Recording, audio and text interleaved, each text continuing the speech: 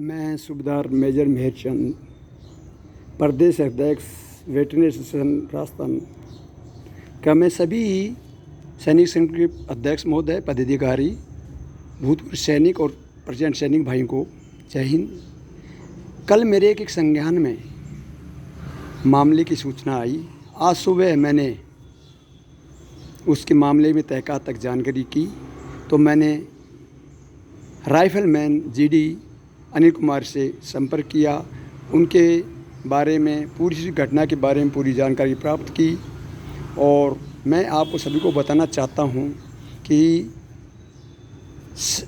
ये सेना में, आर्मी में ये ऑफिसर कैसे जवान का शोषण करते हैं, कैसे जवान के साथ अत्याचार करते हैं, कैसे जवानों को गलत सज़ा देते हैं, इसके बारे में मैं आप लोगों को विस्तार से बताऊंगा। ये जवान 18 आसाम राइफल में पोस्टेड है। इसको 18 आसाम राइफल ने दिसंबर 2019 को DGQRA शिलोंग आसाम राइफल में अटैच किया और ये जवान यहाँ आकर पहले TYC शशिधर एम के यहाँ सहायक या बड़ी, अब इसका नाम सहायक बड़ी दे दिया है। ये जो अधिकारियों ने बड़े नाम चेंज कर दिया है, सहायक से बड़ी कर दिया है। तो उसे घर में उसने 2 महीने 3 महीने काम किया। उसके बाद में लेफ्टिनेंट कर्नल अभय सिंह के घर में 1.5 साल तक ये काम कर रहा है।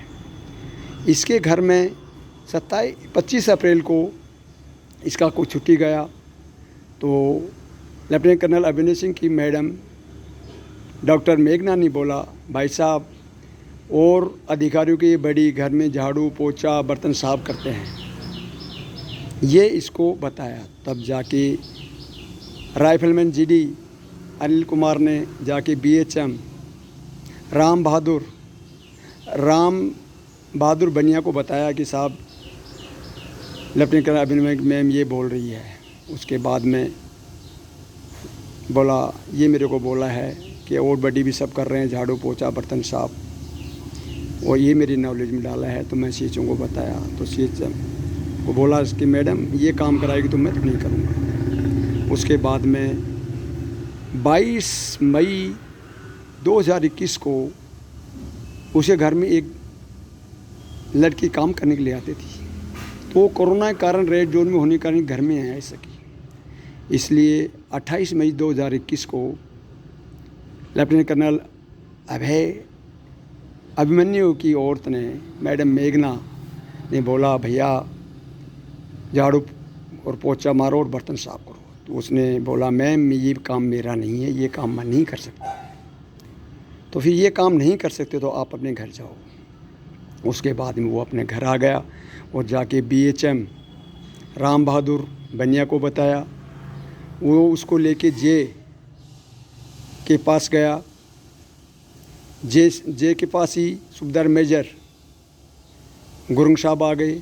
उनको बताया कि साहब ये मैडम ने ऐसे बोला है कि घर में झाड़ू पोछा और बर्तन साफ़ करना है, तो ये काम मैंने मना कर दिया है। तो मैडम बोला, ये काम मैं नहीं करूँगा और साहब ऐसी बात है। तो उसने जाके और बोला, मैं CO साहब को बताऊँगा। आप CO साहब अभी दरबार में गया हुआ है तो आपको बात। CO को आने के बाद में सूबेदार मेजर गुरुंग साहब ने उनको बताया। उसके बाद में CO साहब ने उस जवान को 5:30 बजे घर में बुलाया और पहले ही से ही लेफ्टिनेंट कर्नल अभिमन्यु सिंह और उसकी पत्नी डॉक्टर मेघना को बैठा रखा था। बोला, आप सही से बताना और सच बात बताना कि आपके साथ क्या हुआ, क्या आपने क्या किया।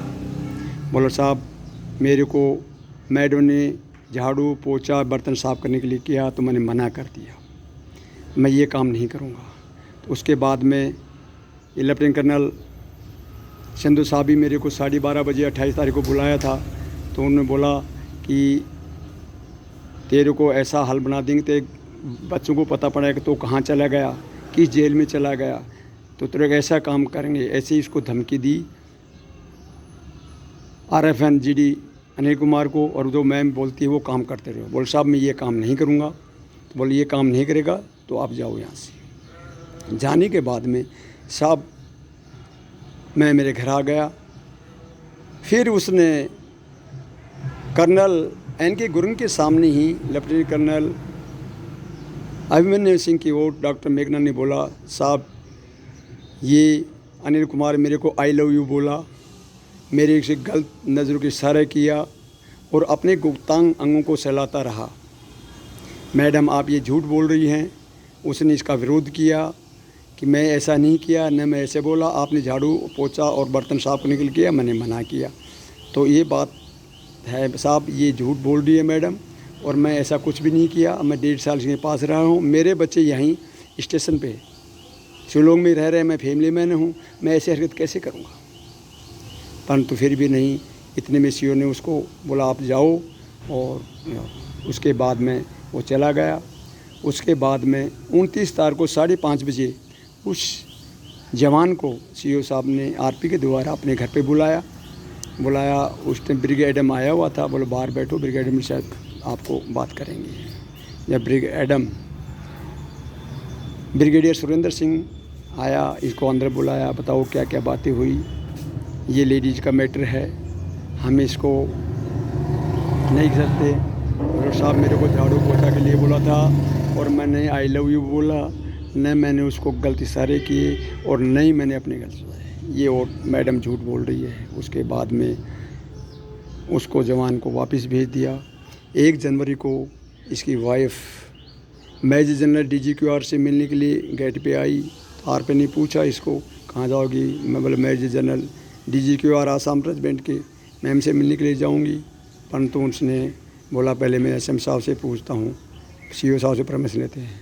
जब CO को बोला तो CO ने इसको मना कर दिया, इसको गेट के बाहर नहीं जाने देना।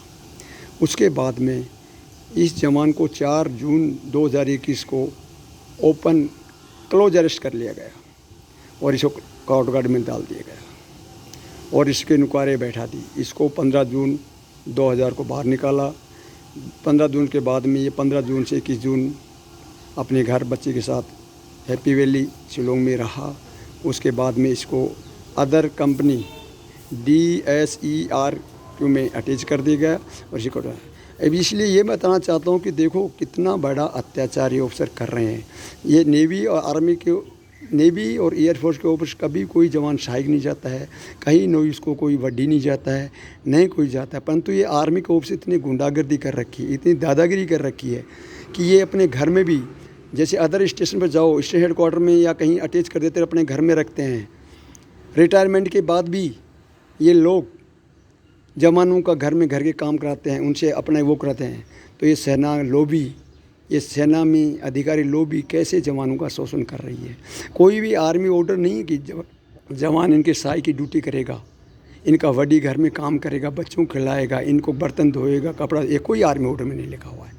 परंतु ये आर्मी के ऑफिसर लॉबी कितना जवानों शोषण, कितने जवान आत्महत्या कर चुके हैं, कितने जवान सुसाइड कर चुके हैं, कितने जवान उनके इन लोगों ने मारा चुके हैं इसी बैटमैन सहायक और यूज करने के लिए, क्योंकि जवान को कोई इज्जत होती है। यदि इनको चाहिए तो अपने घर में नौकर रखो, जैसे जवान जैसी वो अपने घर में अपने भाई बच्चों काम करते हैं, उनकी औरतें करती हैं, इनकी औरतें भी करें। यदि ये इनकी औरतें काम नहीं कर सकती तो अपने पैसे भारत सरकार बहुत दे रही है, अब देकर को तनख्वाह, उसे अपना नौकर रखें और काम कराएं, आया रखें, काम कराएं।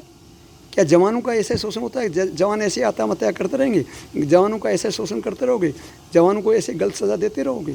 तो मैं सभी सैनिक भाइयों और संगठनों से करता हूँ, इसके बारे में आप गृह मंत्री अमित शाह को लेटर लिखें, डिफेंस मंत्री राजनाथ सिंह को लेटर लिखें, PM मोदी को लिखें और राष्ट्रपति महोदय जी को लिखें और जनरल नरवाने साहब को लिखें और आसाम रेजिमेंट का DGR डायरेक्टर जनरल को लिखें और पूरे देश के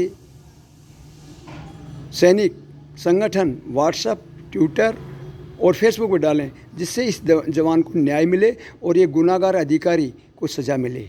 जय हिंद, जय भारत, धन्यवाद।